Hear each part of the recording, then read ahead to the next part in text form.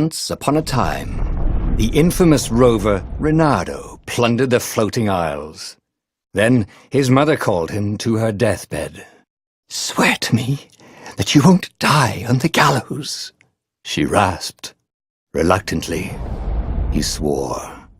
And he whiled away his days at home with music, cards, and wine.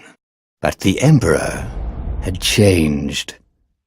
He'd been good once, a shy, almost humble toad. He'd built universities. But then people started whispering about mass graves in the woods, midnight rituals, victims screaming. The Imperial Ravens would round up entire villages, and no one ever returned. The Ravens had come to Ubar scouting for ancient books said to be of great power. But the librarians had hidden the books, so they'd burnt the librarians. The citizens, outraged, had driven them off. The Ravens had come back with dropships. The kid had fled with one of those books. He was brave and dumb and wanted to join the rebellion. And Reynardo had promised his mother he'd protect him. The kid was looking down, watching his city burn. "Sorry, kid," Reynardo told the kid. "Look, if we give them the book, they'll leave you alone." "My mother died for this book!" "I promised her I'd protect you." Oh, damn it. The kid had run off. With the book, of course. So Reynardo had to run after him.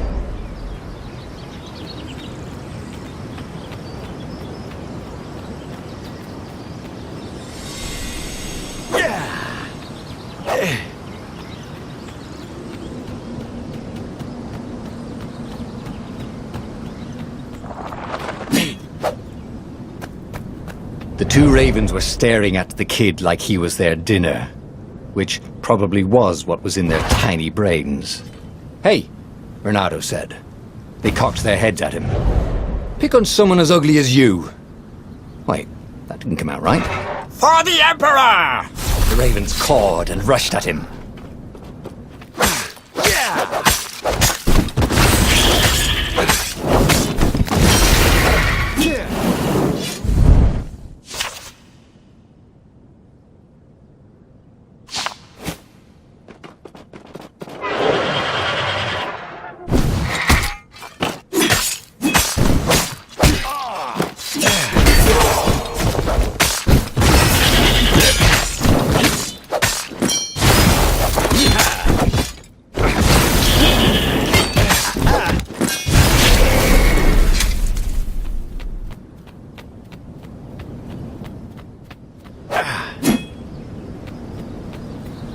A dropship flew overhead. He hoped they hadn't noticed him. The kid.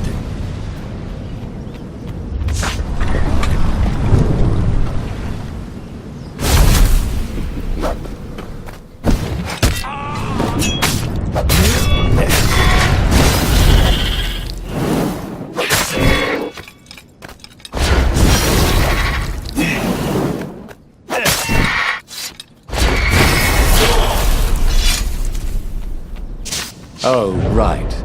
The Gate of Heroes. Someone's idea of a joke, making the skyship docks a gated community.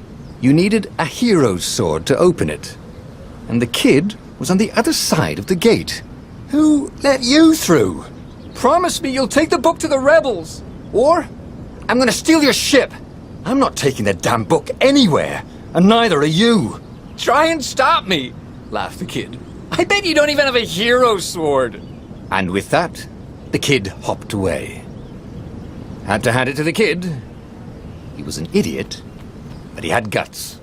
Where was Reynardo going to get a hero sword?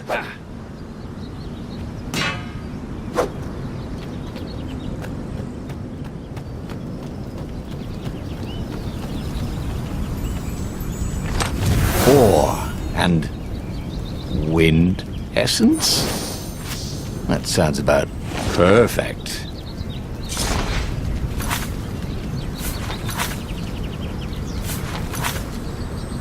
A hero sword. QED.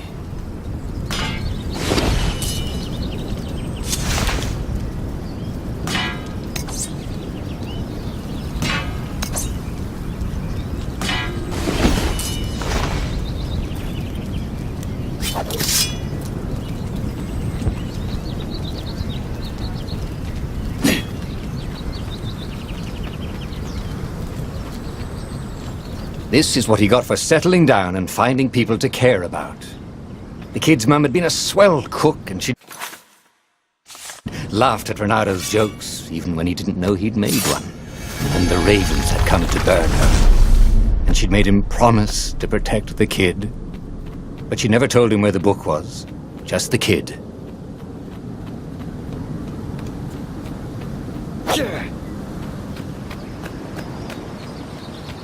He came up to a ledge. It was too far to jump. There'd been a bridge here before, hadn't there? And there was Peter, giggling at him.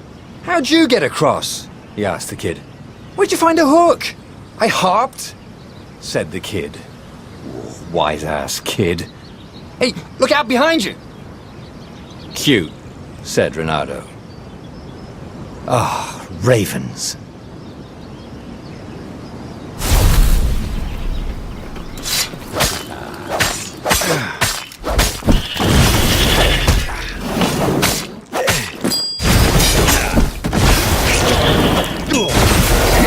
It was time to talk some sense into the kid.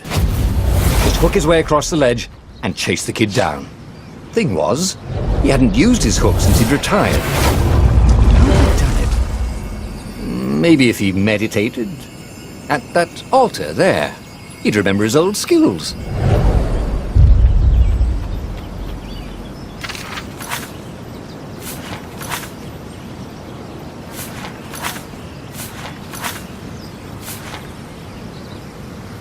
It was starting to come back to him.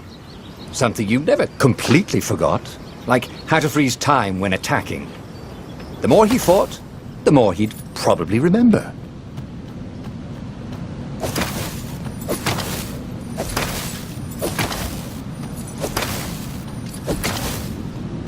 And there was the Farfarer. She was the fastest ship he'd ever known. She could do the Kestrel run in 12 furlongs. Oh, so the salesman had told him. And something told him the kid was about to walk into an ambush. "Stop!" he shouted. "I'm not giving you the book!" shouted the kid, and took off. "No! Peter!" But the kid ran for it, and a goggler nailed him with its ivy.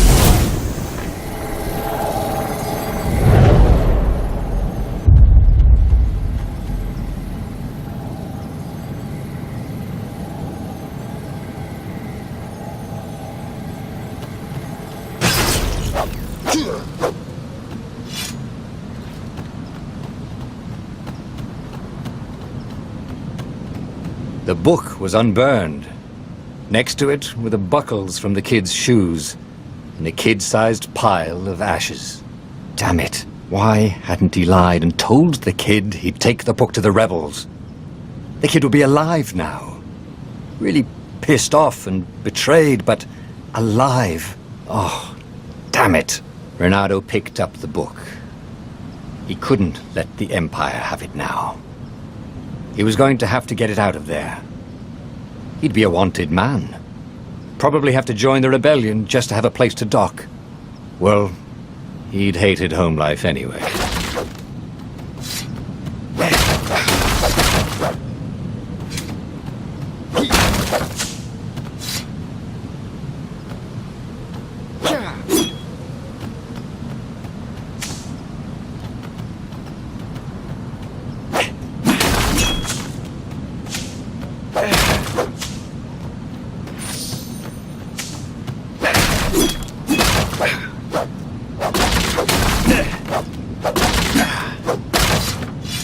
What was the big deal about this book, anyway? Maybe he should open it and find out. All that had been years ago. How many? The war was a blur, and now 3 Raven scout ships were chasing him. "Where are you running, rebel?" cawed the Raven captain over the loud hailer. Renado could see them cranking up their catapults. "Just going out for milk?" Renado yelled back. "Where can you run?" laughed the Raven horribly. Far behind him, another city was burning. The dark cloud above its island was thousands of Imperial ships. The fleet was doing a thorough job. Take us to the rebel base! I will spare your life! It cawed. The entire jury-rigged rebel fleet was only a few islands to the east. Beyond that were only the pillars of heaven, a sea of endless blood-colored tornadoes. The rebellion was out of time, unless Reynardo could bring a game-changer. Maybe he could. Reynardo had found out where he could find the pieces of the Sky Ripper, the legendary weapon that had exiled the lost gods. Surely a legendary weapon could win the final battle. On the other hand, his old friend Lapino had sent Reynardo a desperate message saying he had a brilliant scheme to save the rebellion. If Reynardo could only rescue him. Reynardo dived the Farfarer towards the abyss. As he felt the heat of the jet stream, the Raven ships peeled off, not stable enough to follow him down there. Now it was time to choose. Lapino or the Sky Ripper?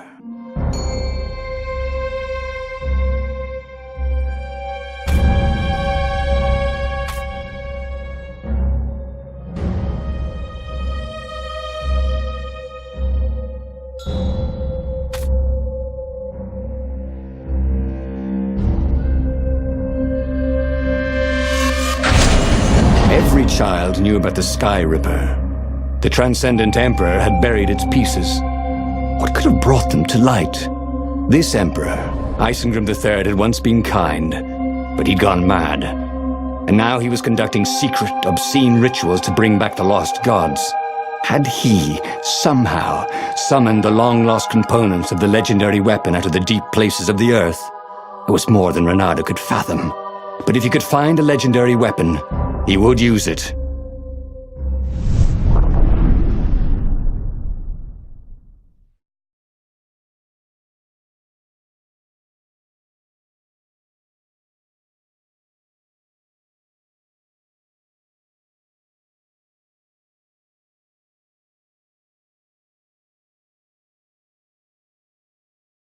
As he set foot on the island, Reynardo could not help but feel a tinge of guilt. He'd left Lapino behind. He hoped the Mad Rabbit had somehow escaped the Ravens. He hoped they hadn't eaten him. And if they had, he hoped they hadn't eaten him alive. Why had he chosen the Sky Ripper? Reynardo never made plans that required constant vigilance.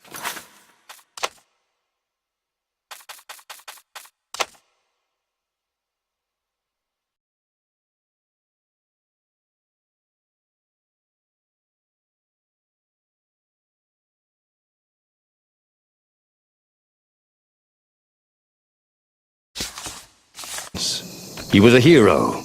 He didn't think too much. He just went with his gut and hoped it all worked out. The Sky Ripper was a long shot.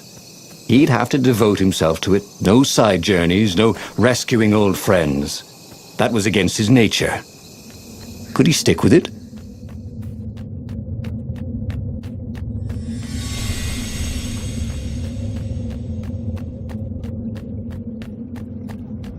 If I craft a sword now, it's going to be really short.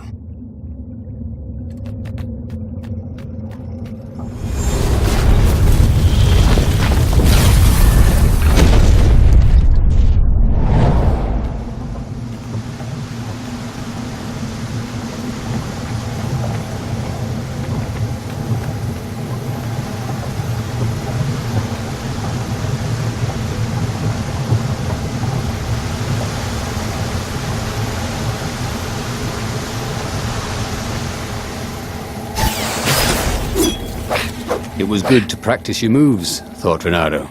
Keeps you limber.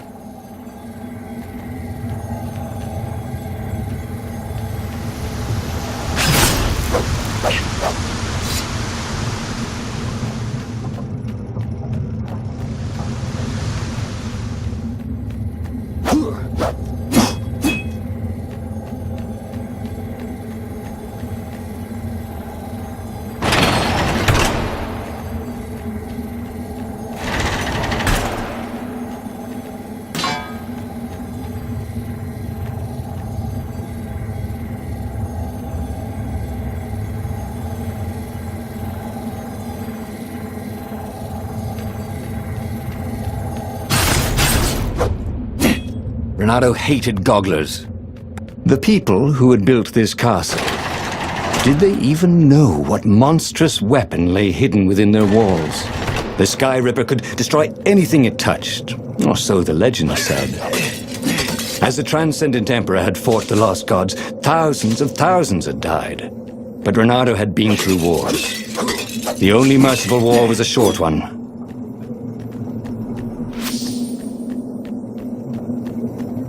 He wasn't that good. Yet.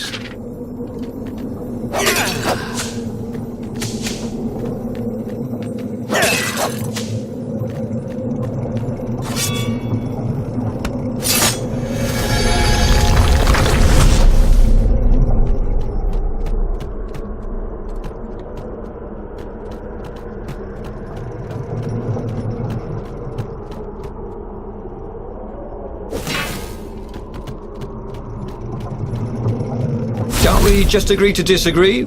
Said Renato. No?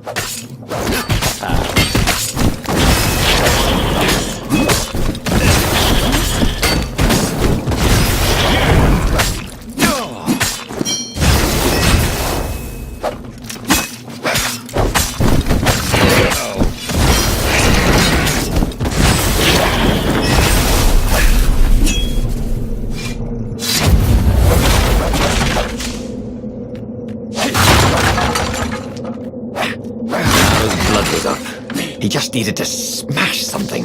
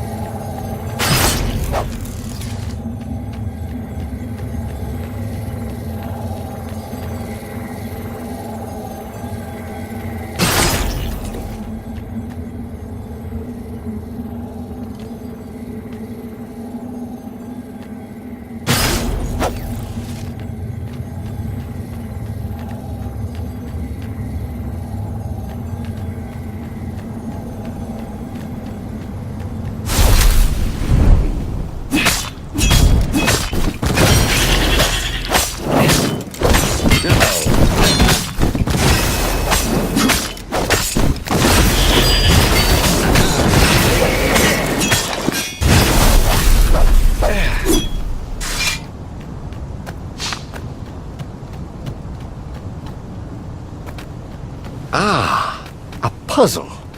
Renato loved puzzles. Except when he couldn't figure them out.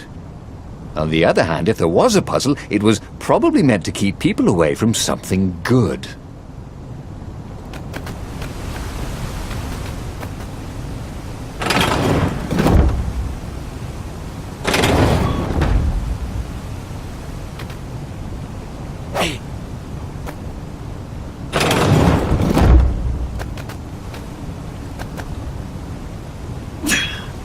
Huh? A lever? That was new. Most people still use doorknobs.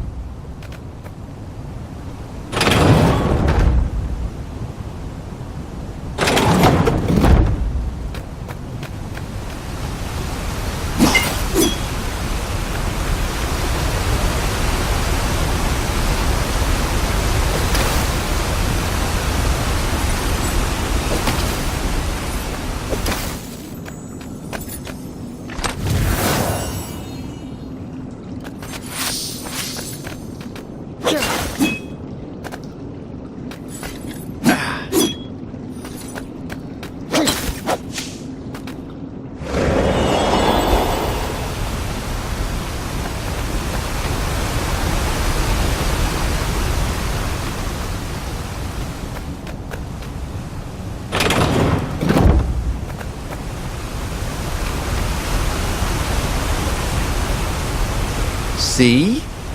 That wasn't so hard.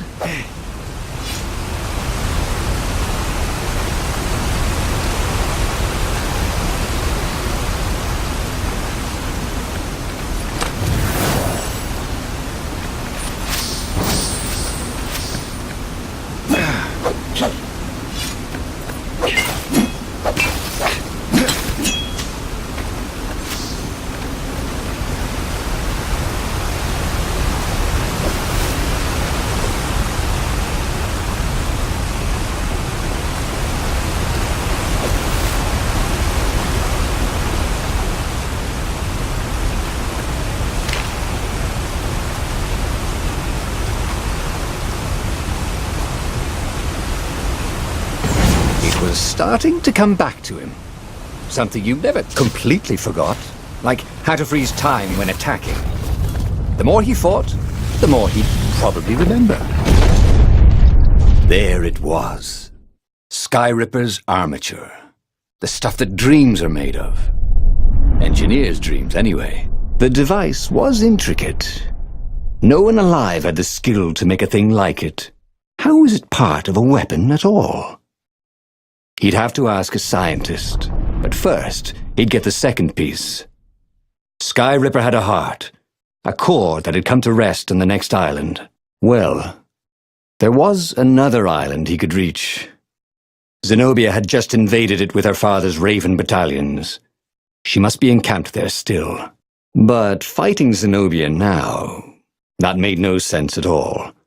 He'd already sacrificed one friend to get this armature, was it? He didn't need to hurry to face her. She would find him.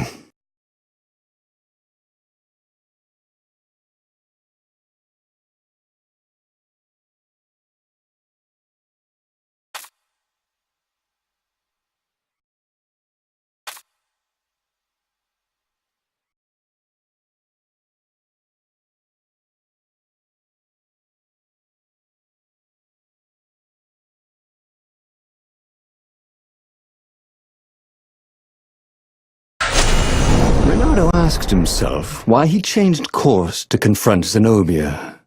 He'd no idea.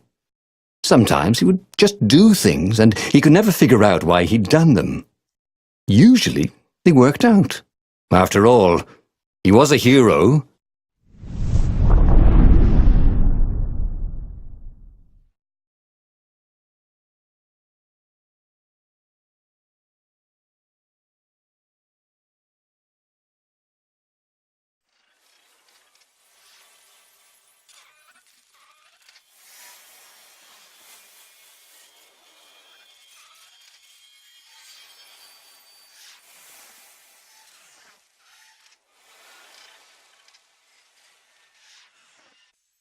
The truth is, though, he wanted to see her, wasn't it? It had been a dozen years since Swordfu school. He'd followed every rumor about her, every scrap of news. Not that he still loved her. After all, she was his enemy. No, it was solely because, know your enemy. But it would be great to see her, even if they faced off across sword points, as they'd done so many times at school. The world was a less interesting place without her.